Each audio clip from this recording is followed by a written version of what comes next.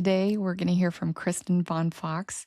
She's going to tell us about her near death experience and also the work she's done for the past 15 years as a shamanic teacher, a soul retrieval specialist, and a transformational guide, helping her clients heal from past trauma, ancestral patterns, hidden blocks that have kept them from living fully aligned, empowered lives.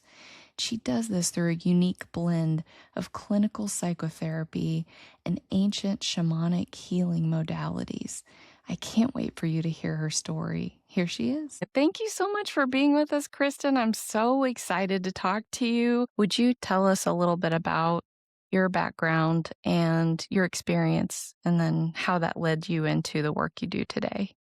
Yeah, absolutely. And thanks for having me, Katie. So, my whole background is in clinical psychotherapy. I always wanted to be a researcher and get into neuroscience. I've always been interested in the mind.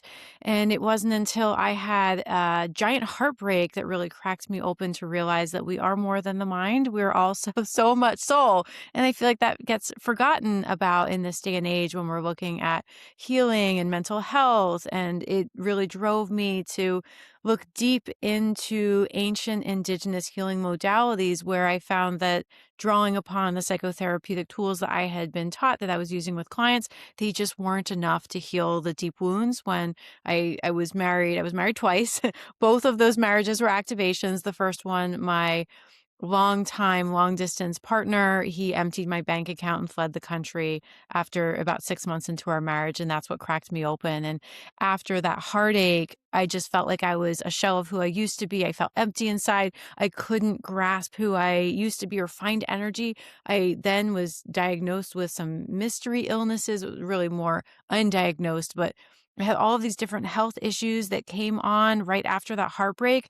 And I realized that it was a giant heartbreak that really cracked me open, and when I couldn't find any ways to heal it, looking at the tools that I had learned, I began to research other cultures. That's when I discovered shamanism and indigenous wisdoms, where are many of our ancestors and the indigenous communities all around the world have had tools like soul retrieval, helping people to reclaim the parts of their soul that dissociate or become disconnected during times of trauma, challenge, where we feel like part of our essence slips away because the experience was just so challenging that we lose those parts of ourselves. And so that's what turned me towards shamanism and ancient indigenous healing modalities, because I began to see really massive shifts with my clients so quickly that I sort of abandoned my traditional psychotherapeutic roots. I do integrate that with the work that I do, but I find that when we are calling back someone's power, that's the most important thing. Otherwise, people just get stuck in the story of where they lost their power. And that's great to have that awareness, to build with a therapist, to know exactly where you've lost your energy in that sense. But in indigenous cultures, we had a shortcut to really call that part of people's power back, and an ancient ceremony to call back the vibrant characteristics and qualities that become dissociated or disconnected. In psychotherapy, we just build up the rest of that person's ego. And in shamanism, we go and we find their power. And so that was really the beginning to my journey, and part of why I really leaned into looking at healing ancestral patterns. How far back can some of these wounds happen that happen to us, but also happen to our ancestors? And that really became very apparent in my second marriage, where I realized that even though I felt like I had done so much work on myself, I was very self-aware. I think many of us are stuck in that container where we feel like we know a lot. We are, we have our own spiritual practices. We feel like have evolved in some level, shape, and form, but we can find that we might be repeating patterns in our life, especially in relationships. And I was finding that my second marriage, I married someone who was a different culture, a different race from my family, but I still saw all of the same patterns showing up in that dynamic. It was almost like my ex-husband, he had the same birthday as my mother, and his mother had almost the same birthday as my father. And her personality was almost like my sister and my father rolled into one. And she was very much overly involved in our relationship. And it caused a lot of rifts that we tried to heal on our own. And I realized that through multiple different ceremonies that I did. I studied with a Navajo elder. He did this amazing, beautiful blackening ceremony with me where I was covered by the burnt herbs that are struck by lightning. It's lightning medicine. Essentially, it is like a powdered form where they burn the herbs where lightning they grew where lightning struck, and then they cover you in sheep's fat, and then they cover you with those herbs, and you go into isolation for several days. And it was during that experience, doing that ceremony, my guides would just come in my dreams every night I was being handed divorce papers, and this message that it was really important for me to leave that relationship so I could work on the wounds that I had brought in, that my partner, that my husband at the time was really bringing up to the surface within me. We had done so much work on his lineage through the relationship. I didn't want to be the healer in that dynamic, but found I sort of stepped into that role, and it was time to really heal myself. And that was sort of the baseline that led up to my near-death experience, and realizing that I was carrying these wounds that I could trace back up to 14 generations. I am a descendant of Pocahontas. She's my 14th generation grandmother. I have one of my ancestors who's right in between us, if you can see her back there. Yeah. She is 7 generations between me and Pocahontas, and I was always really Wow. infatuated with her. She was this is Catherine Houston Margaret Burns. She was in my childhood hallway in a picture, and I remember as a kid, I would always go up to her and be like, "Who's that Indian lady? Who's that Indian lady?" Until we discovered our family tree, and we had seen that we were able to trace back 14 generations to Pocahontas. And I got my hands on this book that was talking about her true story from the perspective of her siblings who went to Europe with her when she married my ancestor, John Rolfe. And this story was really gruesome and terrible. I mean, I I have the perspective that she was sex trafficked amongst the white settlers when she went to Europe. I believe that I could even be related to a non-consensual baby. Mhm, mhm. I mean, when we look back at her true story, it was quite horrible, and looking at different themes in her life, I was able to trace those back into themes in my line. So, sexual abuse, certain types of, like breaking off from the family. There were multiple themes that I read in her true story that just resonated so deeply. And when I read the book, I just started crying. I heard my intuition so loudly. It says you have to go to your ancestral waterways where your ancestors would have been. So looking at the Powhatan tribe and going back to the roots of the, colonial West Virginia area, the Chesapeake Bay area in Virginia, where ironically I did a lot of vacations as a child. My parents were really into colonial reenactments. So we were at Colonial Williamsburg quite a bit to do research so that we could bring that back to the church that we were a part of, that we did colonial reenactments for the community around Christmas. And so it was there that I had my near-death experience, and it just completely changed my life. I don't know if there's anything else that you wanna ask before I dive into that. Yes, I first of all, I think it's so cool that you have blended, your studies with with psychology and then, into, shamanic practices. And I just feel like so many of us, don't take that time to like recognize what you did in seeing those patterns that were being repeated through generations.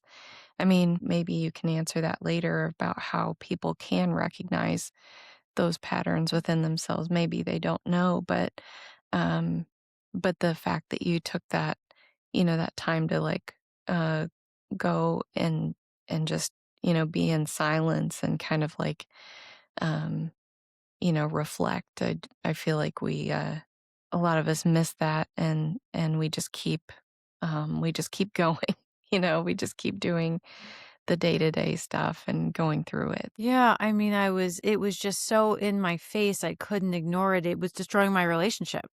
I mean, to have these moments where I felt like I was transported back to being a little child who had a very angry father, who would go into I just felt like I had dissociated in my relationship as an adult, seeing these dynamics that my father had, this power and control over me. My father, I think he did the best job that he could for what he Mhm. had. He had a history of abuse in his childhood, and then he became incredibly Christian, and I think that that really helped him. I think that that gave him the tools as far as he could go to heal some of those wounds, but when we don't do the deeper healing work to unravel those patterns, they do still get passed down, and even though he found Christ, and I think that that was a beautiful gift for his heart, I believe that that very likely softened him from where he started, but then he began to use the Bible as means for control and means to put down the rights and the well-being of women because men were in control of women in the Bible, and sort of using pieces of the Bible to use as a it felt like a jail. Yeah. And I noticed that my mother-in-law had a very similar dynamics, and I think they had very similar birthdays, right? Mhm. Nothing to the Capricorns, but, the Capriquarius energy. They were also born the same year, in the 1950s, and I think that there were That's different dynamics then. It really translated into the relationship in a way that I was just feeling like I was regressing back to these wounds of a child, and although I had worked on all of these layers and I felt like I had overcome that, there were pieces that had not been healed yet, and it was in my face. I could not function without having to go back to those places. And like I said earlier, when we have someone in therapy and we have someone that goes back to a story that defined a moment in their life that they are the way that they are because this one thing happened to them, that's when we know that the piece of their power is actually stuck in the story.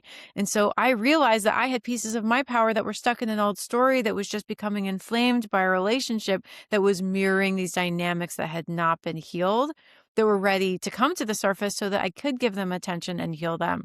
And sometimes we can do that in relationship and we can grow with our partner. And sometimes we're unable to grow together if not everyone is willing to do that deeper self-excavation work and right. discover new tools and new ways of relating. And so it was after that I sort of got this message in my bones. I need to go to my ancestral waterways because I need to break the cycle. It almost felt like I was breaking a curse, even though I can't put my finger on exactly what that curse was or what that Mhm. embodied. But there was this deep message and this deep knowing that if I went there, something was going to shift. And so as a prayer, I went. I had met someone recently at that time after my divorce. He and I love kayaking. I turned to him and I said, "Do you want to go kayaking on my ancestral waterways in Virginia? We'll make a spring trip out of it." And so we decided to go together. And thank God he was there because he's the reason I'm still alive today. When we went to the Chesapeake Bay area, I did prayers every day on the waterways, sort of went off into isolation, did my own thing. He was fishing and he's sort of treated it as a fishing trip. But on the final day, the fifth day, that was the day that we were going to a new waterway, and I sort of looked at the map and was kind of feeling out where I needed to go, and I just felt drawn to the Mattapony River. Never been there before. It felt like the right place to be. I'd also purchased this dream catcher, this Pocahontas dream catcher that was in the colonial or the colonial Jamestown settlement area. They were glass blowing, and I found one that said Pocahontas on it, and it fell out of the car right before we got into our kayaks, and it shattered. And I was so upset. I felt so sad, but something in me, this message came through like, it's okay. You broke it. You're breaking this. And it felt like this release, and there was something empowering in that. So I just took that as a sign of I'm breaking whatever curse this is or whatever cycles are here just by doing these prayers. This is an important piece. So we got into our kayaks. We went upstream on the river and we found a little nook. My boyfriend was fishing. I fished a little bit with him. And there was a moment where something started to feel weird in my body. In fact, I started to feel a fish that he took out of the water, almost like as if the fish was running out of oxygen and starting to Wow. die. I was feeling sensations in my body like I was having trouble breathing. And that worried me a little bit. It felt quite intense, but I sort of kept that to myself. And my partner was talking. He was right next to me in his kayak talking about fishing. And all of a sudden, I had an internal rupture in my right ovary. And I didn't know I had an ovarian cyst, but I guess I had them. The doctors had never seen them, but I had one that ruptured, and it was as if someone took a water balloon and threw it and it crashed inside my body. That's what the sensation felt like. And I thought that maybe I was internally bleeding. I remember my boyfriend stopped talking. He said that my face went completely white. I grabbed my side and I said to him, "Something ruptured." I think I might faint. And I remember putting my hand underneath me. I was wearing a dress to see if there was blood coming out of me. Nothing was coming out. And I thought in that moment, as the tunnel vision came in and I started to go sideways, I thought I said, I'm passing out now. He said I didn't say that. I just went unconscious. And the last thing I remember seeing was tunnel vision, going sideways, the blue of the water and the blue of my kayak. And then that was it. I was gone from that scene. And I have to tell you, because on the human side of this, because I went to another place, which I'm excited to tell you about. But what happened was my partner saw me go unconscious and crash into the water.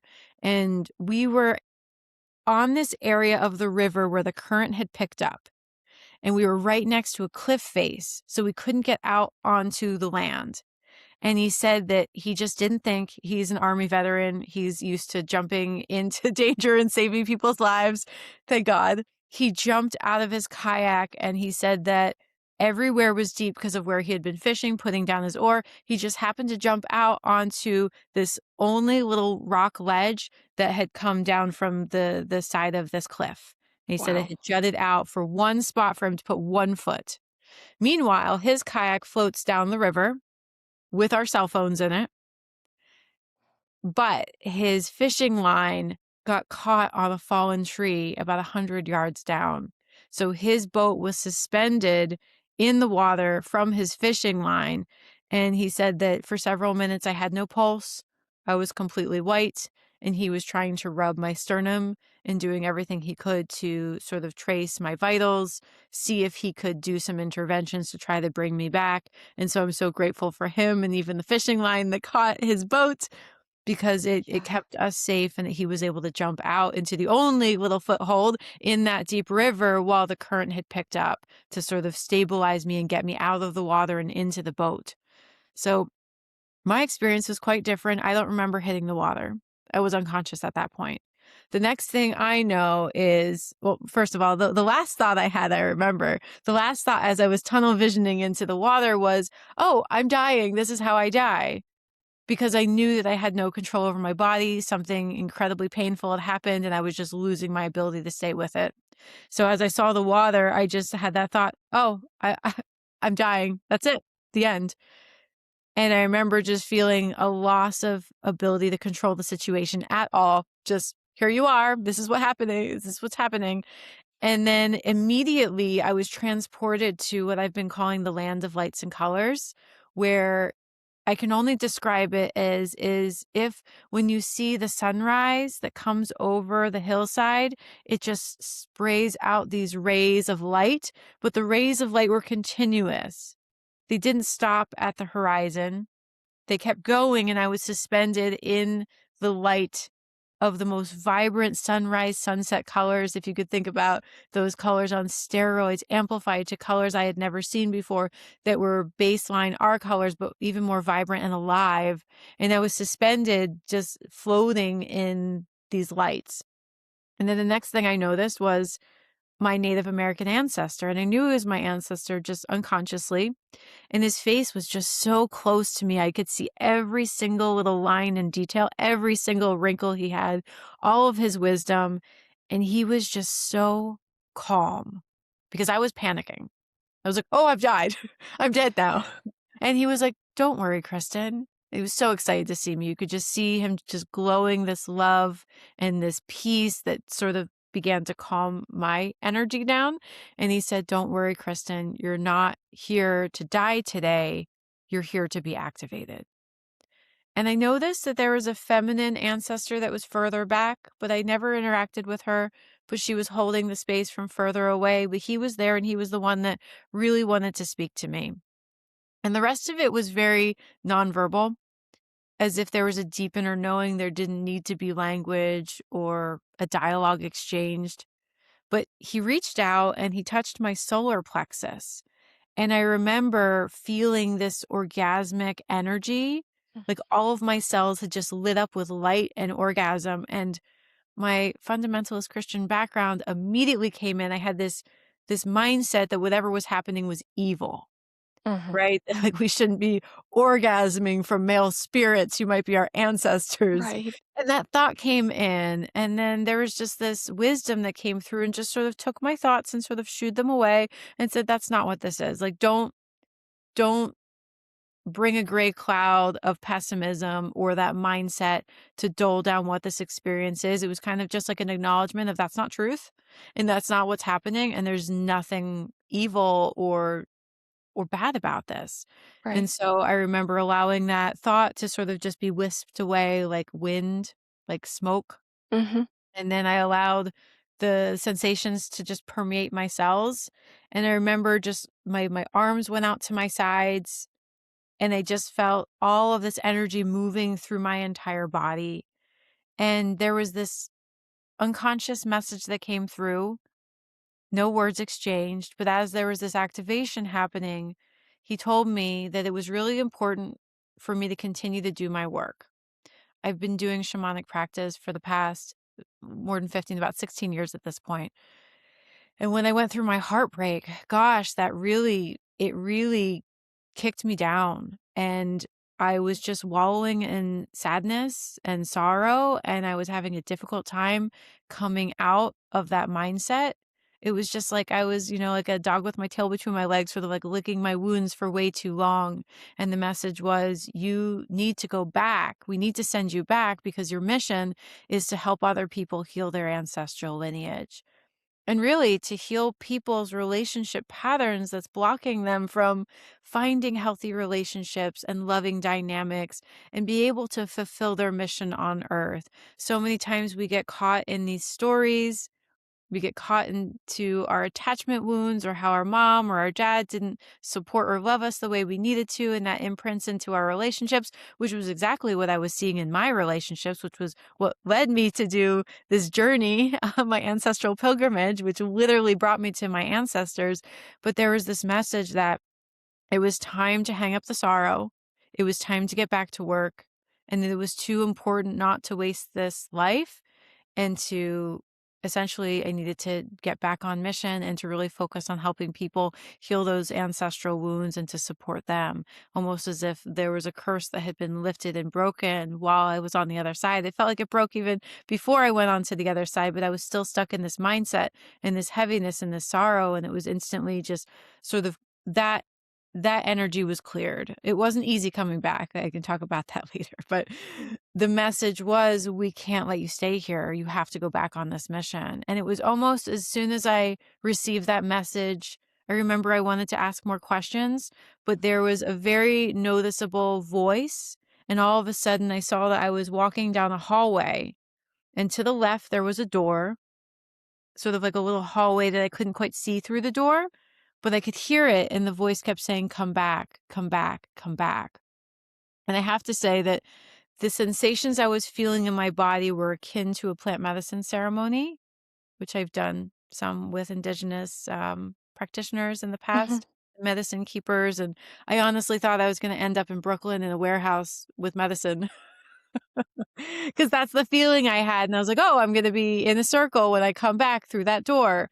And when I came back through the door, I saw the blue of the river and the blue of the kayak, and the pain was horrible. It was so overwhelming in my body. It was so hard to hold consciousness. And there was my partner there, and he was the one saying, come back, come back, come back. And I remember having this moment, seeing the boat and seeing him and being like, oh, I don't want to be here. This is terrible. And I closed my eyes and I went back and I was with my ancestors again, but I was a little bit further away, almost as if I hadn't approached them fully. I was being pulled back. And then I kept feeling the shaking on my body, the rubbing on my sternum, come back, come back. And I opened my eyes and he was there, and I kept trying to go back because when I closed my eyes and I drifted off to that place, the pain was gone. It was just like soul union, love, creation, beauty, joy, peace, compassion. And when I woke up and opened my eyes, it was just incredible, excruciating pain and an inability to hold full consciousness. I was sort of going in and out and kept feeling the like a stabbing pain in my ovary that was overwhelming. And Oh. finally, my partner like handed me a cucumber and forced me to hold it and eat it so I wouldn't continue to sort of slip back and in and out of consciousness. I guess that's a trick they do in the military. You hand someone a cucumber. Anyway, at least that's the joke he made. So it was really hard to come back into my body after that. I remember he said, "We have to get back to the car." And the there was enough of a current that once we got into that area, it was quite easy to move. Of course, his kayak went down the river quite easily on its own. I remember he handed me a paddle and I couldn't paddle, so he had to tie a rope that we had to my kayak so that I would stay on course with him, and he got us onto land. Wow. That's wonderful that you had him there, and it's just incredible that all those things lined up, like the foothold he had, how it all just seemed to fall into place in a way. Did you feel like yourself on the other side? Did you still feel that sense of self, or did you feel any dissociation from it? I was completely me with the same thoughts I carried from the human realm into that spiritual realm. It was just a shock to see these ancestors, but really, I mean, wasn't that why I was going on this ancestral pilgrimage? I had no idea it was gonna end like this, or Right. I should say begin like this, being the next part of the cycle. And I remember reflecting back and just knowing that I was not sent there to die.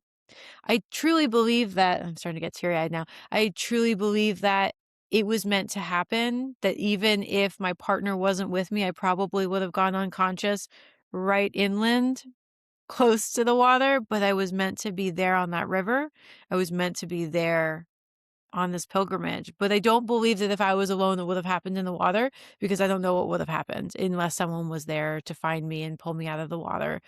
So I believe I was being taken care of, that foothold being in that exact spot. I mean, everything down to the nuance of the timeline and the timing and getting that message on the other side, even to coming back into this world. It felt so divinely orchestrated. And I listened to so many near death experiences of others who have had similar experiences, and many people talk about going back to discover their timeline, understand a little bit more about how their soul chose this at a very specific point in their Right. life so that they could shift and change direct trajectories.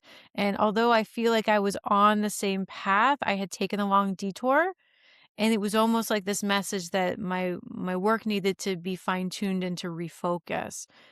And that was so powerful and important. And I have to say that after that, my relationships have changed quite a bit. So there was a big shift. And I do know that I broke that cycle. And now I'm happy to say I've been with my partner for almost 5 years. We're going on 5 years. That's And wonderful. we have I'm sorry, we're over 5 years now. We have completely different dynamics. I'm not repeating those same cycles. It's almost like that relationship came in as a way to shift out of those old patterns. And it was just so liberating to know that you can release those patterns, you can release those. And I truly believe that so much of that energy is stuck with our ancestors. And unless we're finding ways to connect to them, and even if we have avenues, sometimes we're meant to really deep dive and connect in a deeper way. I know that Katie, you shared a little bit about your story before we started recording, and how you didn't have quite a near death experience, but an astral projection that caused you to get onto this path. I truly believe Right. that if we are enough off course from where our soul is meant to be and go, that our soul builds in these little reminders, almost like I'm thinking about bowling, and you have those safety guards that come up on either side to make sure Yeah. that we don't fall in the gutter and go off course and lose our opportunity for this lifetime. Instead, it sort of just causes us to bounce back onto track or realign where that track is so that we make the most of the reason that we're here. And it was just such a beautiful message to know that I am on a mission, and that mission is validated by my ancestors, and to be reminded that we all here are here on purpose. We are all here for making the world a better place, whatever our avenue, our gift is that we're here to share.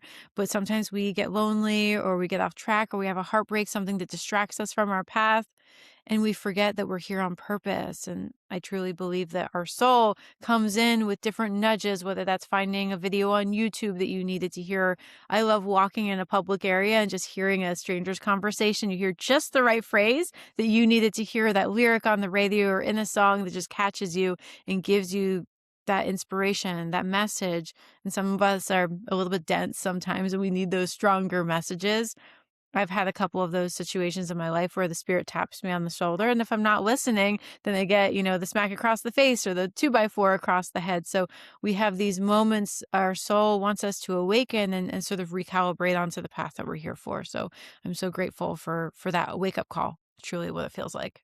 Yeah, and I feel like in a lot of the comments sometimes that I get from people is that some people understand that that NDEs are can be different, and that's okay. They're different for each person. But then a lot of other people get frustrated, that they don't understand why, you didn't go through a tunnel or some of those typical things. And I feel so much like what you said, I mean, we're all different and so we're not going to have the same experience. I mean, that's what I love about these stories and hearing them is just how different they all are. And I mean, you still had some of those same similar things that I hear people say, like this, these beautiful colors, and you're suspended and you feel all this like love. And then there's someone there comforting you, one of your ancestors, and then, telling you that this purpose that they want you to fulfill, which when you heard that, I mean, you said you had a lot of questions, but did it feel almost like reassuring, or were you a little confused by that at the moment when he said that to you, that you were meant to come back and do this work? Or did that make sense to you because you had already started doing some of that yourself? Yeah, it made absolute sense. In fact, for me, it was a recalibration back onto my path because I felt like I had strayed. I mean, I'm still bringing the heart of soul retrieval and the work that I do with my clients into my work, but now there's more of we're not just working with you, we're working with how many generations can we make an impact for. Mhm. Right? There's different sayings in many indigenous cultures that talk about if we do this work, we impact 7 generations before us and 7 generations behind us. And I think it's no coincidence that here's my 7th generation between me and Pocahontas, where at least that's as far as I can go back to see that there's patterns I can recognize. And that's the part of my lineage that I really resonate with because while my family is incredibly Christian and they've gone into their own journey of what they believe and what they bring into this world, I've always felt this really deep calling to bring indigenous ancient wisdom. And although I'm trained in core shamanic practices, which means that I draw from many different cultures that have consistent practices, for example, soul retrieval being one of them, or connecting in with power animals or guides, or doing energy releasing, right? Like helping to clear energies that are stuck that need to be released and go back for healing, like ghosts, all of that stuff. I don't like to get into all of that, but there's a lot of different layers. And we know that many different cultures worked with those themes. And so my training has primarily been with what is the core that we can look at in multiple indigenous cultures around the world and where are their consistencies that we can integrate into modern day therapeutic practice. And That so I was the one out of the family who was drawn to that, where else everyone has sort of forgotten about some of our indigenous lineage and not pursued that path. So for me, this is an activation for me to help heal my ancestral line and to be that person that does that deeper work. Now, it's just popping into my head, so I'm just gonna say it because that's sort of how yeah. I work. But I was doing some work with another, soul sister of mine who also does shamanic work, and we were looking at some of the patterns that I was working on around, my practice and past lives and different lifetimes where I've done work as a healer, but I wasn't safe to do that work, and so bringing in the sense of safety to become more visible to help more people, but from a place of not perpetuating an old wound. And it was incredible because there was a layer that we had identified that was about my ancestral lineage in this lifetime and how the work that I do is not really the type of work that my family feels is successful because they're looking through a different paradigm.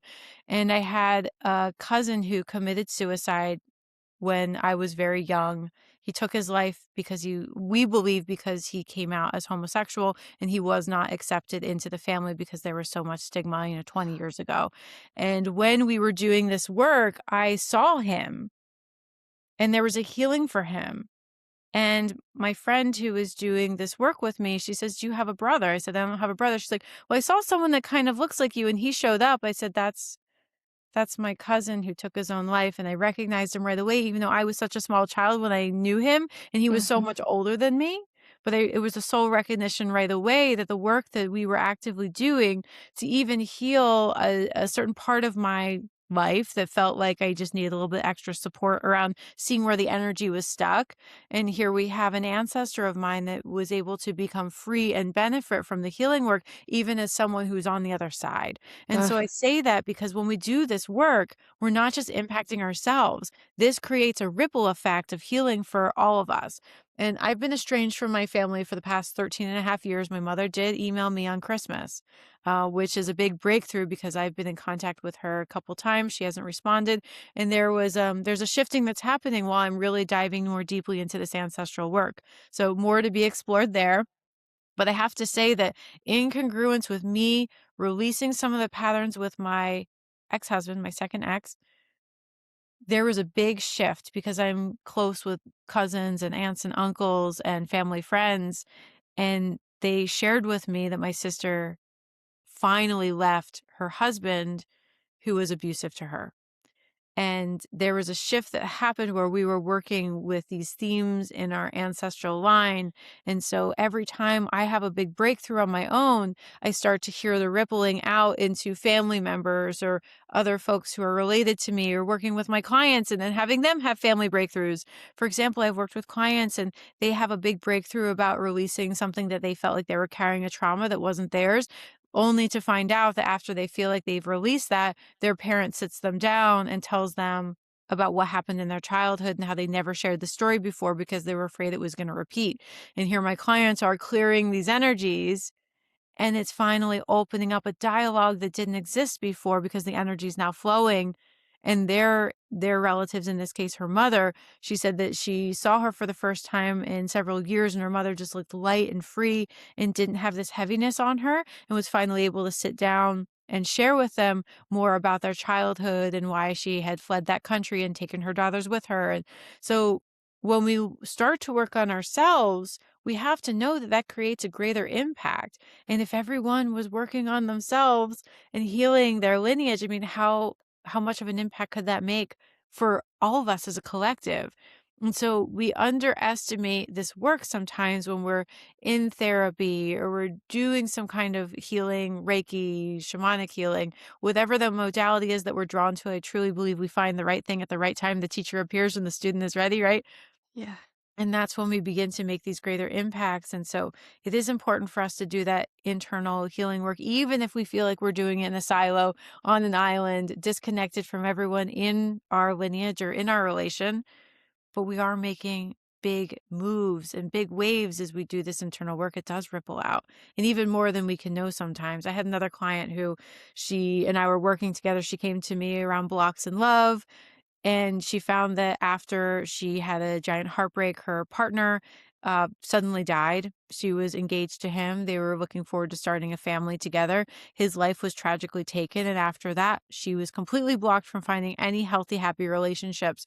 And she was talking about a guy that she had met to her aunt, saying, "Oh, I really like him, but here's, all the things she described about him appeared to be red flags to her aunt." Her aunt grabbed her shoulders and shook her and said, "You are living my patterns. We have to break this pattern. This is not just you. This is our family pattern. We need to heal this at the root." And from working through those patterns together, now she is in a really happy, healthy relationship and they're taking Wow. things to the next level and things are really exciting for her as well. So when we look at these patterns, we have to know that they don't always just start with us, just like every creative idea someone has come up with before, right? We're just Yeah. reenacting that or putting our own spin on it. And that's sort of like how these lineage cycles can come to be.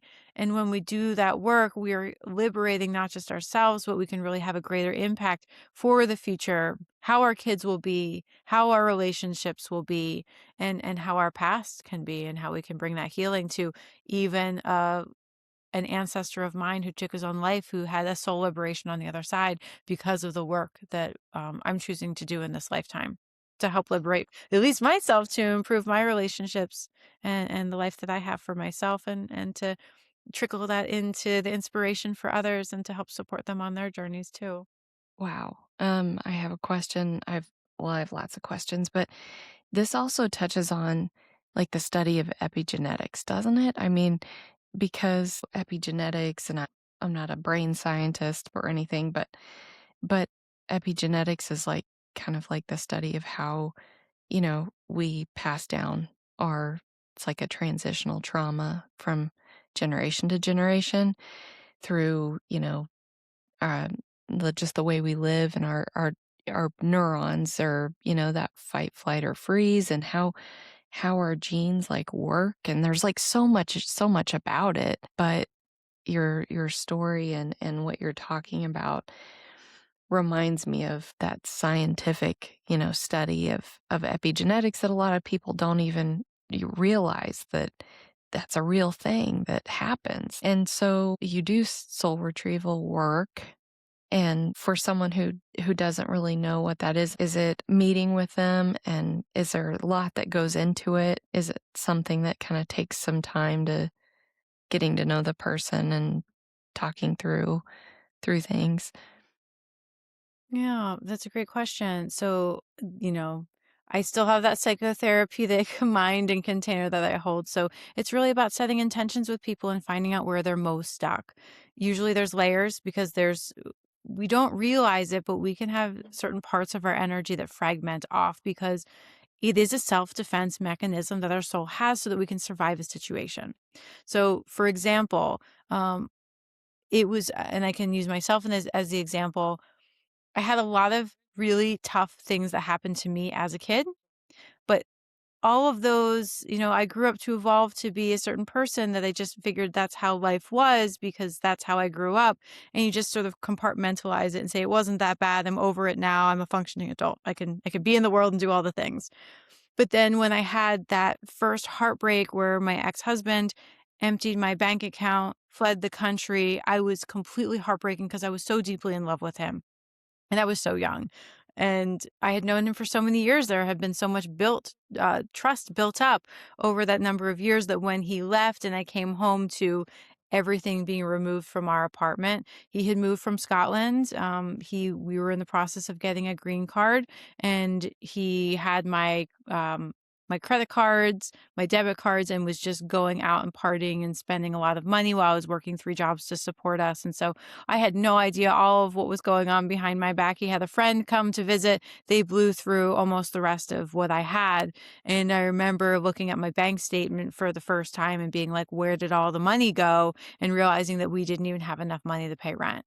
And that's when I sat him down and I said, we're going to have to figure this out because, like you can't keep spending like this. And I just was naive. I wasn't really looking at my bank account and seeing what was going on because I was just so fatigued from working so much trying to help him create a life in the city, in New York City. And after he left, it just felt like my whole bright, happy being just left. I just felt like I was a shell of myself. That's when I started to have all of these physical ailments start to happen. I mean, like it cracked me open, and I had all of these different physical health issues appear out of nowhere that took quite a lot of study and going down, the rabbit hole to figure out what was wrong. But in that moment after he left, it was like I was night and day, like someone turned the lights off and all of a sudden my whole soul had dimmed down. And I remember just being like, I had so much energy. I remember just like being a really hyper kid in grad school. And when we had breaks, in between classes, I was just like running in place, just being like really joyful and happy, like the Energizer Bunny. And then all of a sudden, a month later, here I am and I can't even get out of bed. I'm almost non-functioning. I'm a zombie walking through life. It just felt like someone ripped out my heart and shattered it. And so when I realized that, I could go from this bright-eyed bushy tail to then feeling nothing, feeling numb, feeling empty, feeling like my heart left with that person, that's when I began to realize that something deeper was missing than just me building up awareness of how to build up the rest of myself to continue on. I didn't want to settle for the answer that that's how things were going to be, but I'll still be okay and time will heal it because something specific left. And so when I discovered soul retrieval, it was really magical. I had books literally falling off the shelves in my direction after I went to, I became a holistic health coach and started studying health coaching so I could heal myself.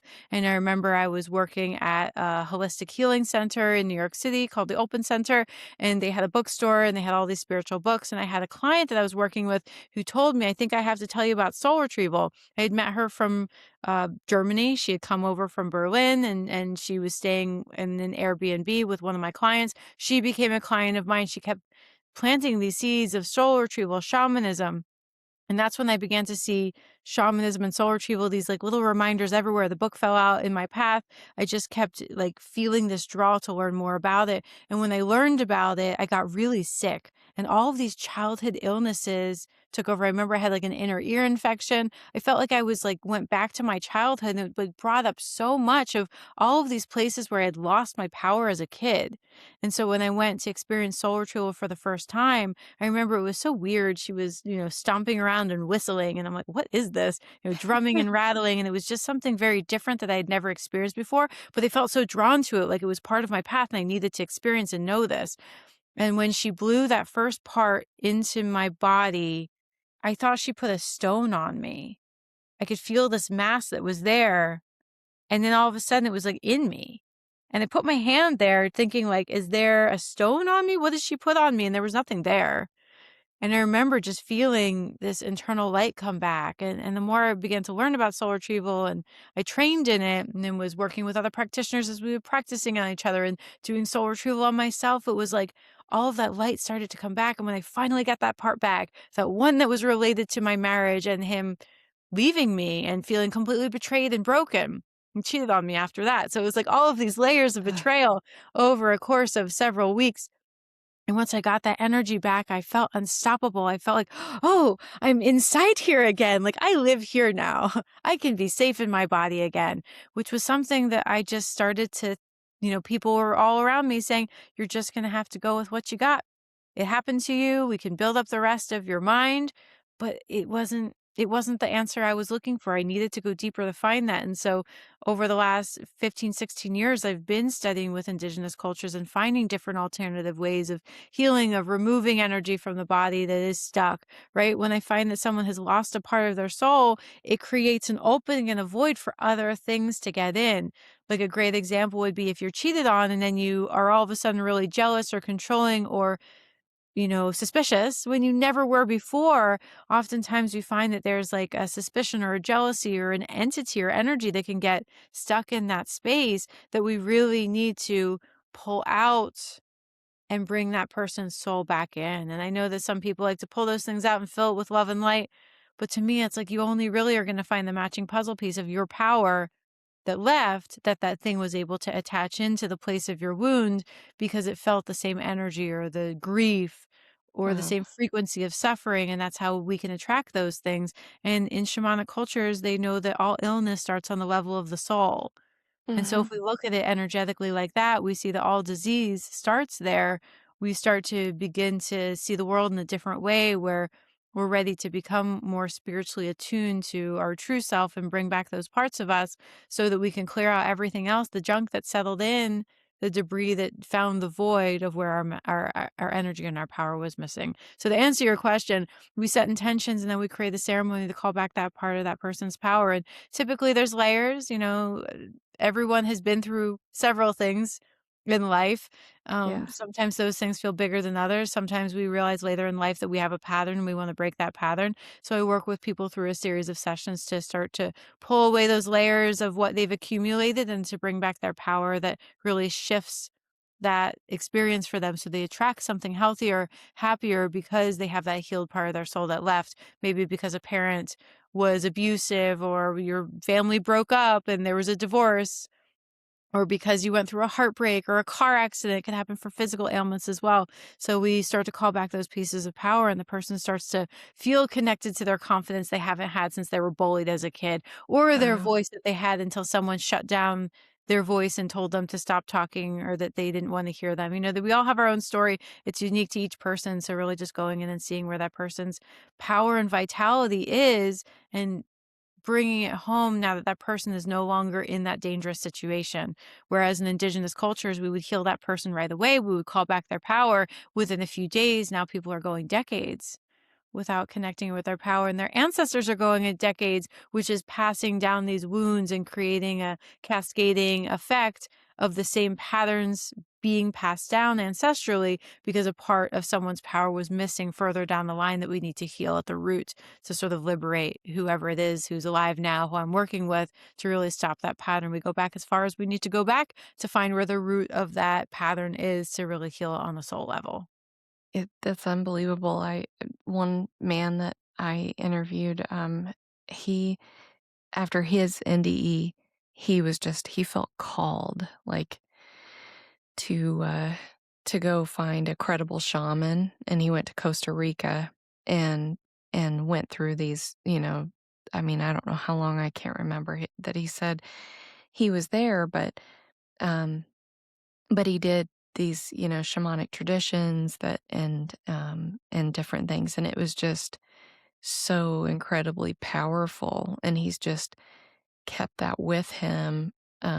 It not only just opened up so much and so many answers, but, like, he just continues to practice that, and I that was just really interesting to me because I don't know much, I think listening to his story was, like, one of the first stories I was hearing about, shamanic practices, and so I didn't realize that they are so powerful and that, they can help in, so many ways. So, yeah, is there, like, a certain pattern that you see most commonly reported through, I mean, people who you work with? I mean, a type of pattern that's you most commonly seen? Is it like a personal patterns, family, any sort of thing that you see the most? It really varies based on the person, but it's usually the indicators where they're feeling numb or checked out, or they're feeling like they they want to be in their power, but they don't know what's stopping them, or they feel like they lack confidence, but they don't know where it was. So typically, I have people who they either have a very clear this happened at this age and I haven't been the same since then, or they're like this general sense of I've never been confident and it's really showing up because I'm not able to step up and get that promotion. It's affecting the way I give presentations at work and it's limiting me, like this glass ceiling that they don't know how to get out of. I had a client who once told me that she felt like she had a cellophane wall, and the cellophane wall, she saw the life that she wanted on the other side, but there was something just blocking her from getting there. But she could sort of see the figures of everything on the other side and the colors, but she just couldn't quite make it through there until we started to work together. And then she said, I've broken through the cellophane wall. I'm able to step into the life that I want. And, oftentimes it's patterns in childhood, sometimes it's further back. I've even uncovered past lives. And I didn't believe in past lives until I started doing this work. But once that started to come up so deeply, you start to see dynamics with people, even family dynamics, right? So I had this one client who she also had some concerns about a mother in law. She loved her partner. They were very close, but her mother-in-law was almost like this jealous girlfriend who was always trying to monopolize their time together, and she just felt like I have this jealous girl who wants my husband's attention and I don't know why. Like, what is this? Because it's destroying my relationship. And of course, years later I could relate, but at that time I had no frame of reference for that. So I just, I went into the shamanic state of consciousness. I go into trance using tools and percussion, usually drums, rattles, chanting. And I went into a previous lifetime with her where her mother-in-law in this lifetime was her sister. And they were sitting at a table together in Europe. It felt like it was like the 1600s. And their parents had sat down to have a luncheon with a suitor. And the suitor wanted to get married. And it was either going to be to her sister or to her. And my client was the one that was chosen. And her older sister was really angry and was jealous because she wanted to marry him. And now they have this other lifetime where now she's come as the mother-in-law who's jealous of my client Wow. because they were both vying for the attention of this individual. And so we can find that we can be going through these patterns with the same soul group, that we're moving through these patterns to learn lessons, that we keep reincarnating with the same people. We can either keep replaying the patterns, or we can become aware of them and break them and change the cycles, or we can continue on. And I just go to where the root is, and oftentimes it's a combination of all. Sometimes it's usually almost always something that happened in childhood. Sometimes it's multiple generations back. We have to go back to where the pattern started. Maybe it's alcoholism or abuse, and we have to go a couple generations back. I remember I was working with a client, I think last week, and we had to go back 7 generations to an ancestor who had not been affected, and was like, I can change this pattern. I can show you where it started. And he had this tremendous work ethic. He was very focused. And he was sort of sharing with me and my client this perspective about how the work has changed in the world, where he could go out and build a house or chop wood or create a fire. But now everything is digital, and people are sort of not feeling the same sense of joy and purpose in what they're creating, because a lot of it is in the digital world. We don't have the same exact structures. We don't just build a house and walk into it. And so he was showing me how the work ethic has changed. There's been depression that's crept in, and that men in that ancestral lineage had turned to alcohol and sort of like bullying their sons, and then that sort of like moving down the generation. So needing to work on what is the impact that this happened on my client as a child, and how many generations back has this been happening, and then where can we go to the generation before this was happening to really retrieve that energy. And almost like we imagine in inner child healing reparenting ourselves, but how can these ancestors either healed, or sometimes I connect with the spirits of their parents who have crossed over, who are, in their majestic oversoul, that are pure and loving, that can then kind of come in and explain why they treated their child that way, and bring in some of the gifts and the love that they weren't able to show in human form on earth, but they can share and apologize for from the other side. So this Wow. shamanic work is really just indigenous tradition of looking at hundreds of thousands of years ago, these effective tools that we use, but then we've become more obsessed with the mind and psychoanalysis and people getting stuck in their heads. And so I find that anyone can journey, anyone can learn with these tools, but oftentimes people get stuck in their heads because that's what we've learned over the years. And to get back into our hearts and to connect in with the spiritual side of things, our ancestors connecting in with these traditions really starts to move the needle and change the cycles, going back as far as we need to retrieve that part of that person's power. So I think a lot of people tend to come to me when they're struggling in relationships. They're sick and tired of manifesting the same thing. They really want to outgrow something, but they feel like they've tried everything. They feel like they've tried therapy, somatic healing, Reiki. They're spiritually open, they're ready for their breakthrough. And it's just like me, right? I realized that I couldn't treat the soul heart wound that I had with psychoanalysis alone. I really needed to work on a soul level. So it's usually the people who really resonate with the idea of soul loss, that part of their soul can leave. And they're like, no one's ever told me about that before. Why don't my therapists know about that? And then those are the people I have the biggest breakthroughs with, because they're really aware of what they want to work on, because they've done all the preliminary groundwork.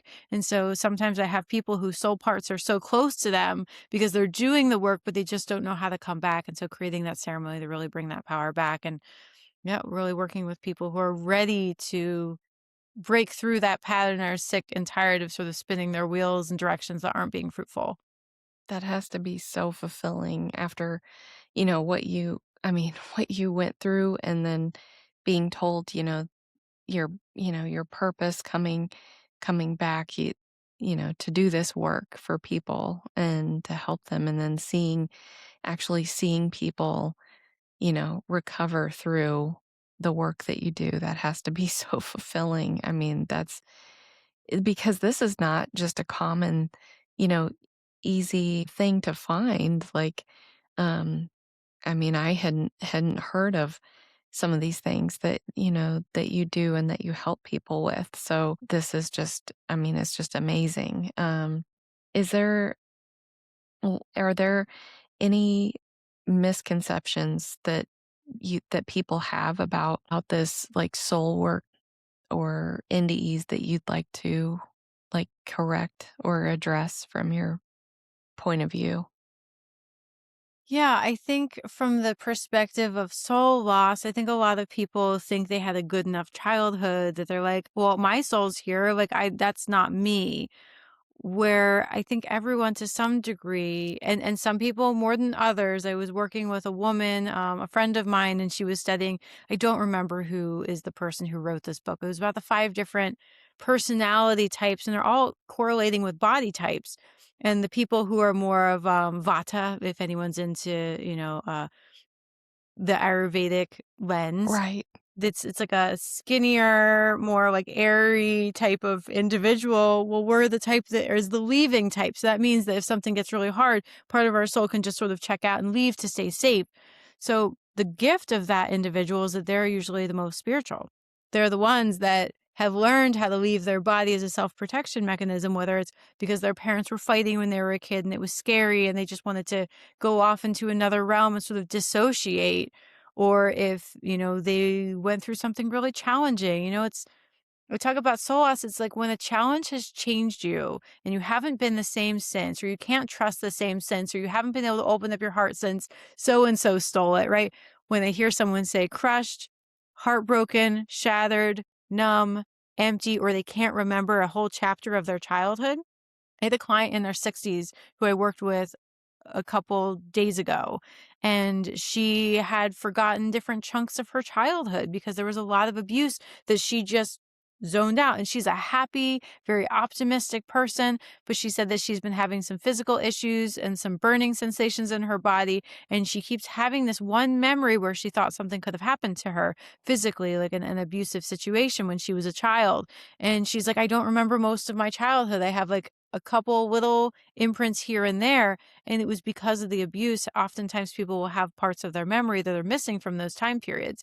And you can still be a high functioning person that's very successful in the world, but we're meant to have those pieces of our power that were taken. Sometimes they're stolen, Yeah. or to have those parts that were too scared and said, I don't want to be here. So they leave and check out and taking with them the memories, right? When we get those parts of our power back, it really does shift the cycles. And it helps us to become more confident and whole and be truly who we are. I really believe that that's why we see soul fragments and ghosts. I believe that they're actually lost soul parts that have fragmented and gotten stuck.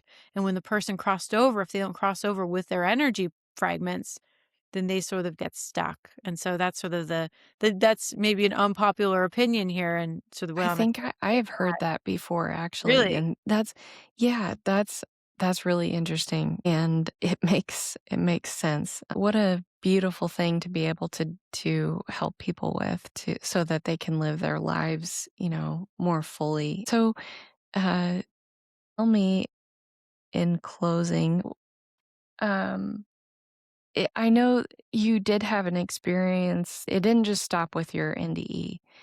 I mean, you went back and you were back on the water kayaking again, right?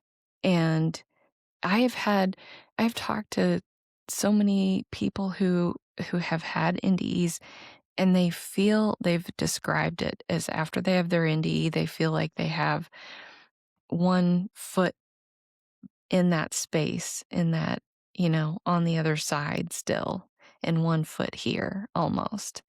They just kind of describe it that way. And it's almost, they're just still connected with that side. So didn't you have a little bit of, I mean, maybe it still comes to you still, like you said, through guides, but you did have an experience where you were back on the water and that was happening again, right?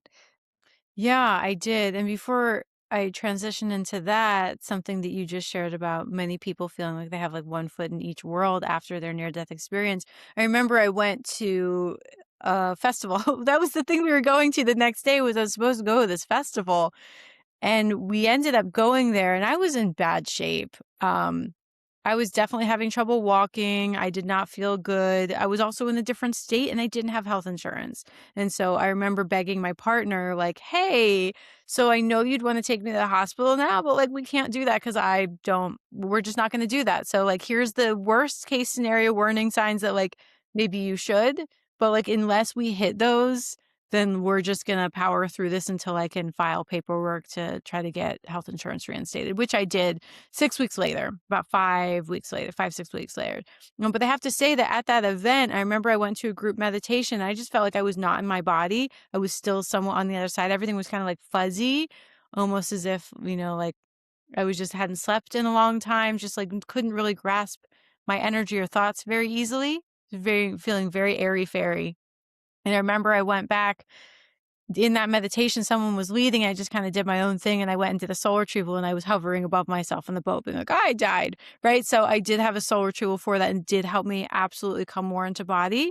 And I think that a lot of people, these are really shocking experiences. But I think what you're speaking about is there was a chapter 2 to my near-death experience. It almost feels like there was a chapter 3 too, until you learn the lesson, you keep going back to the space.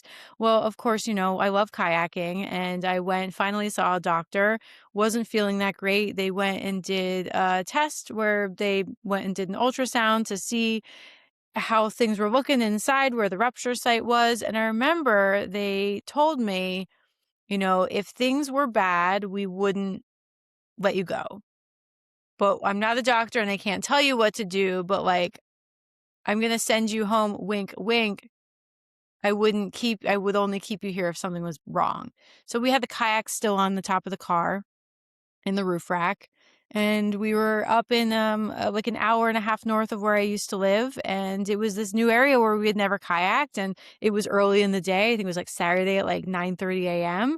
I was like, well, we have our whole day. Like, let's throw the kayaks in somewhere. And he's like, okay. So we threw the kayaks in. We went on this really beautiful meandering creek. And we went maybe a mile down. We went quite far. And all of a sudden, I started to have this sensation that I had when I got back into my body for the first near-death experience, where I started to have what I went to the hospital for, which was these, they call it near syncope episodes, where I'm almost fainting, but not quite. And so I was finding I kept having these moments where I'd feel really lightheaded and dizzy and start to faint.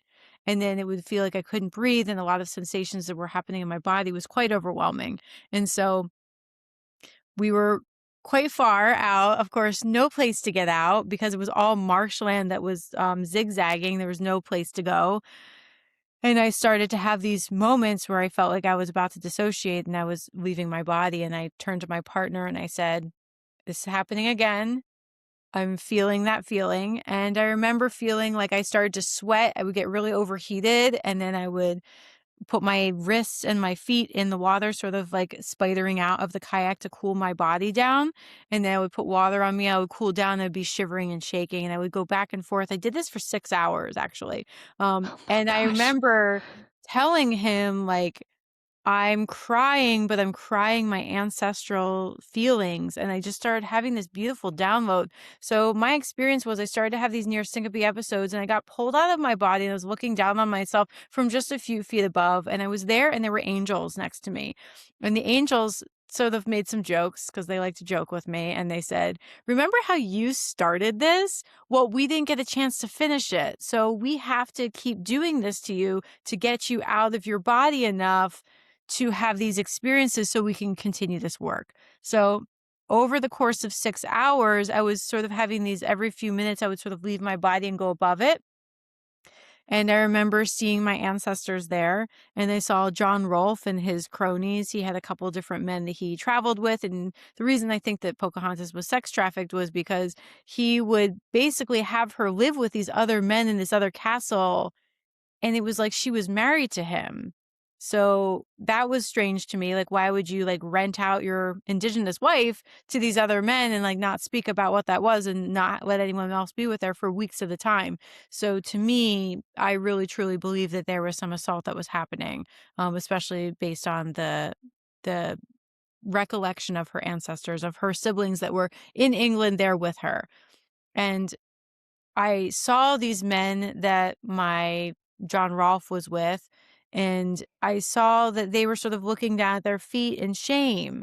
And I saw their mothers standing behind them, and their mothers were crying and saying, like, they raped and they harmed this woman. Like, how did we raise these men that harm women? This is so wrong. And so I saw this grieving from their mothers, and I saw the shame that they carried, and then I saw that ancestor again, that Native American ancestor. And he came and he said, it's important that we forgive them. The way that we break the cycle is forgiveness. Can you forgive them for what they did to your ancestor? And so we did some forgiveness. We did some soul retrieval for Pocahontas. There was a release of energy that happened over that course of time. I was sort of hovering above my body and I got all these messages about how for a period of time I was really angry at like the white man. Like, look at me, I'm white, like I'm I'm mostly German, right? I have the indigenous heritage, but I'm a mix, right? As most of us are. Right, And it just kept right. having this chapter of my life where I was like, "I'm angry at the white man." I'm like, "Well, that seems ridiculous." And, I married my ex-husband. He was Caribbean. He was as Mhm. dark as can be. And so I had this inclination to date people or to, marry this person who was so different from the white man because I had this beef that I didn't realize I was subconsciously working through, which was the anger at what had happened in my lineage. And so then I got this whole download of like, that's why you were with your ex-husband. That's why you came together. Like you guys came together to activate each other, to help heal each other. And that was such a blessing. And we divorced amicably, and I always love him so much, and we came together to bubble all the stuff to the surface to know what to work on, and that was such an incredible part of my healing journey. My partner now, he presents as white, but he's also Mohawk, and he's another, Native American lineage that's, local to the area in New York where I am now living. Okay. And so he has the indigenous in him as well, and part colonizer as well. And so my guides came in and they were telling me, well, that's why you're with this person now, because he straddles the world between the colonizer and the indigenous. And he is also connected in with some of those ways. And he was the one that saved my life. And they showed me why he was in my life at this time and why he was the person that saved my life, and that we made this whole contract to come in and do this, to awaken this. And there was just a beautiful cleansing and blessings. And I remember turning to my partner just crying, and I swear he must have thought I was crazy, but at the same time, he just knows that this is the life of dating a medicine woman, right? That these profound experiences happen, that he's been able to witness quite a few of them. And in this moment, I was crying and I said, I'm crying my ancestral tears. The crying that I'm doing is not even mine. I'm so sorry. This is just something that's moving through me. I'm not upset. I'm just allowing this to move through. And I remember this message that even though I started this work in Virginia in the Chesapeake Bay area, water molecules are all connected to one another through all of the oceans and all of the streams and under the earth. And that the work I was doing there needed to be done in water because it would connect us through the mother to where that work began. And so I remember just sort of like putting my hands and my feet in the water and feeling connected. And they told me I was finishing that cycle. And so that was sort of the end of that. I remember the next day, my partner came to see me and I was not looking good and I could barely stand. And I had pain radiating up my back and down my leg.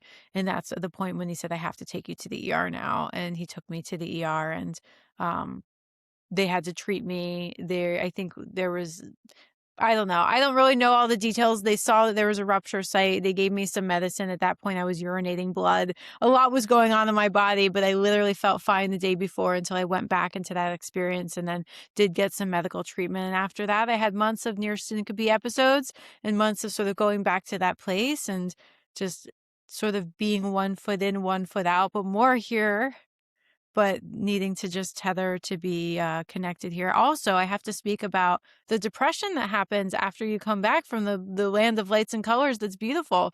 It was really hard to reintegrate. It was really hard to go places just feeling like the experience I had just come back with was so deep and profound, and not knowing how to relate to people in the same way because I just felt like I had just been in another world. Now I was coming back and my body was still catching up. It took a couple months until I was in more of a healed and healthy state to be able to function. I went through a series of tests since the doctors really didn't know what was wrong with me. They had a heart monitor on me for a while. My heart was fine, so I was hooked up to all these machines, going from doctor to doctor. And I remember I talked to my gynecologist and I just said, listen, like, I think I was just supposed to go to the other side. And she's like, I've never seen this. I don't see people passing out when they have a ovarian cyst rupture. This is not textbook normal. But it sounds like you honestly were supposed to have this experience. And she's like, I'm not going to try to dissect the mystery that you went through. I can't tell you what's wrong with you. None of this is Wow. normal. So I'd sort of take that as I was supposed to go there and have this experience and just accept that that was exactly what was meant to happen and the timeline it was meant to happen. And as I integrate it now, it's been almost 3 years later. It happened 2022 in the summer, and now we're in winter in 2026. So, it'll be 4 years ago in the spring, and I'm still integrating everything that happened, and it feels like I'm still regaining energy to be able to be of support to my community from what I found on the other side. And I hear all these other NDEs and I hear about their life reviews, and I'm like, oh, that sounds so nice. I want one of those, but I'm going to be happy with what I had because I know it was exactly what my soul needed. And That's anything else, they'll take me out of my body if they need to sort of bring me to that space. I'm not a stranger to connecting in with other worlds with or without medicine, mostly without medicine these days. The drum journey takes you there, having these profound experiences, like you said, your astral projection. They will find a way to bring you out of your body and connect you to the divine, whatever way is needed at that time. So I have to say that, if you get these messages on the other side, or whether you get them through meditation, whatever means you need to get them or you're receiving them, I always say trust your intuition and do the thing, because the universe will keep poking at you until you do, and poking harder and harder and harder. And then, start slapping you around a little bit. And that was the experience I had, that I've had this in me. I did a smaller retreat that was more of a weekend retreat in California, about 12, 13 years ago, about a Jupiter cycle ago. And it was incredible. And I worked with some of the themes that we're going to be doing around ancestral liberation and healing the patterns that have been passed down to us, so that we can uncover our purpose and what we're here to do, and really to improve our relationships, improve our opportunities by becoming more successful. I see it as, when we want to move forward towards a goal, we want to create something or do that job or whatever that thing is that we feel called to, but we feel like everything's pulling us back, but we feel a call there. That's when we start looking at, well, where are we being pulled back? What are the themes here that we're being pulled back into? Because I see it as our ancestors are pulling us back to say, before you go there, we have to heal this so you can go there. Almost as if you have like a tug of war and you want to go this way, but your ancestors are saying, no, no, look at this first. And then once we liberate our ancestors, and they can be on part of our side, so they're pulling us towards the trajectory that we want to go once we've been liberated and are healing those cycles that are holding us back. And so this retreat is all about healing those cycles so that we can propel forward towards the life that we want to create, that we know we're born here to do.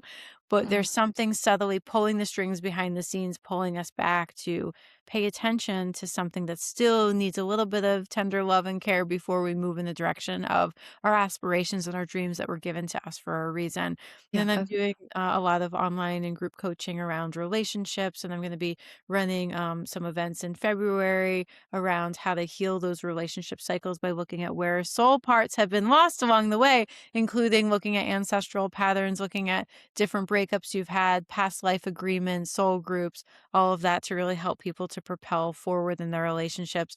I also work with a matchmaking agency. I'm really big on love and helping people oh, find their that's partners. amazing. So many people really get stuck and they don't meet their person because they're carrying all of these cycles that are just essentially repeating the patterns with a person who can meet that vibration of the pattern that they're still working on, whereas the person that they want that's on the other side of those patterns is waiting for them to work through those layers. And so one of the biggest joys in my life is helping people find love. And it's really frustrating when they have these invisible forces that are holding them back from being either emotionally available or attuned to the frequency of the person that they want, because they are still grappling with or healing these sort of hidden unconscious or subtle layers that are holding them back in a holding pattern that is just not what they want, but holding them back from where they want. Looking at that cellophane wall again, like seeing it blurrily on the other side, having this vision of what it could be, but then still feeling like they're stuck in a cycle. So my work is really helping people break those cycles and going back as far as we need to. And the ancestral piece is almost always a part of it. So helping our That's ancestors along the way. incredible. That's incredible. What's one small practice that people could do to reconnect with lost parts of themselves? Something that they can, kind of start to do to process that work a little bit or prepare for that. Is there anything that you recommend? Yeah, I always say connect in with your guides. They are so eager and excited to meet with all of us. And oftentimes we just, stuck in a device and just sort of checking out and scrolling, doom scrolling. I mean, I'm also, who isn't doom scrolling at some point in their day, right?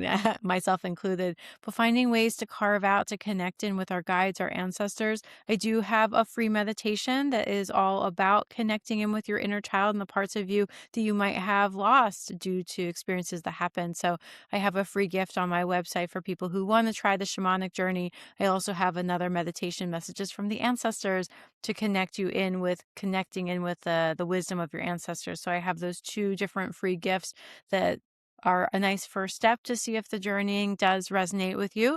I've had a lot of Wow, people message me being like, I'm crying, I met my inner child, and now we're playing together and having these beautiful breakthroughs in their own healing. And so I like to give people the tools to try themselves to support them in essentially connecting in with our guides using the similar tools that I've been trained in. That's my favorite part is to teach those tools and help people learn how to journey. And that's what I do inside my workshops and clients that work with me one on one. At some point, if they worked with me long enough, I start to teach them how to do that work because it's really empowering for someone to have that experience of receiving a healing, but also have the ability to tap in with these ancient tools to gain this recognition, guidance, wisdom on their own side so that they can feel the beauty and the power to connect in with the divine. It's not just, one person being the guru. The shaman isn't the guru. They're just the medicine person in the community that's devoted their life to be of service to support people to connect in with that divine inspiration and that spark. And so I can share those two free gifts with you. So that's whoever is drawn to which direction, whether it's ancestors or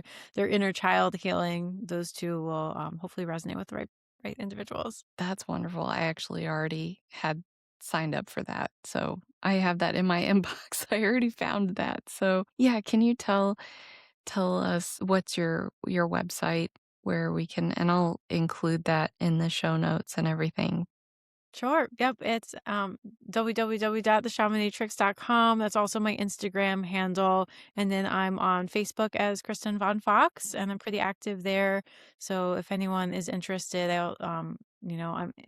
I'm all around those areas of the internet trying to spread the message of soul retrieval and help people connect in with their ancestors and their guides to have these divine, powerful breakthroughs that have changed my life so much. I just want to share the gift with everyone. So those are That great places to find me. that is wonderful. So, is there anything else that you would like to share with people, a message that they can take away with them, and maybe people who feel like they're kinda stuck in a pattern and they're not sure where to go? Yeah, I think awareness is the biggest thing to be aware of the patterns to see where they go. I sort of see it like a spider web and every thread is connected somewhere, right? So how far can we find where that thread goes to get wisdom is this just yours? Did you inherit this? Is this something that you came into this lifetime with? How is this showing up in your relationship? The awareness is the number one thing because then you can start to connect the dots of where your energy might have leaked or what the bigger story could be, or even interviewing family members like how long have you experienced this, or is this something that you've experienced before? I think the awareness is really important, and I think any ways that we can to connect in with the divine is really important. I think I've shared this message before that you don't have to wait for the near death experience to knock you upside the head. All I can say is that like that was really intense, and I'm so grateful for the fluffy rainbows and the beautiful parts on it, and it was really effing hard and really uncomfortable and really took me to a dark night of the soul afterwards, really until I came back into the world to do this work. I kept getting pulled into like sickness and illness and weird mystery things that were all connected to this issue. I actually found out it was mold poisoning from a place that I lived that had really bad mold that was cascading these energies. But even through that detox, I was being brought back to that place where I felt like I was on the edge of life and death. And I kept getting the message of, I had a experience where I like lost sensation in my arm and I had some neurological issues from the mold that cascaded into some other health issues, an Epstein-Barr flare up. And my guides kept bringing me to this place of deep groundedness and humility. And the message was, heed the message that we gave you in the near-death experience. You do need to go back out into the world and share this message. This is really important. You can't just bury this and be like, oh, cool, that happened one day and tell the grandkids. It's more of how do you make this part of your mission and live this day to day to help the most amount of people with the experience that you experienced and had. And I say that if you have received a message like that in your meditation, if you receive that in breath work, wherever your modality is, you've had a profound message of here's a gift that you have, or here's a mission that you're on, please do it. You don't have to have the glorified near death experience that is honestly not very glorious in a lot of ways and very difficult. I mean, it took me years to physically overcome how I was set back, you know, on like a physical medical level from that experience. And if you have the message, if you have the guidance, don't wait for it to get louder and more severe to wake you up. If you have that message, know that it was given to you for a reason. I don't think we're given dreams and visions unless they're meant to come true, even if there's some level of adversary or hiccups or bumps along the road. That just helps us to develop character and become stronger, to have more tools to overcome in the future. But if you have that mission, even if it's a quiet whisper in your heart, listen to it. You don't have to have the big NDE slap across the face to wake you up into another dimension. And there's no need to glorify that because it is kind of scary and is really intense. It does really hurt your body inside. So if you can get that in like a gentle whisper after yoga in Vipassana, or you get that on your silent retreat, I don't think that there's any one way to do it. Of course, there's a way that I resonate and I like to do it. So I like to share the journeys with people to give them the tools to go into that altered state to get those messages.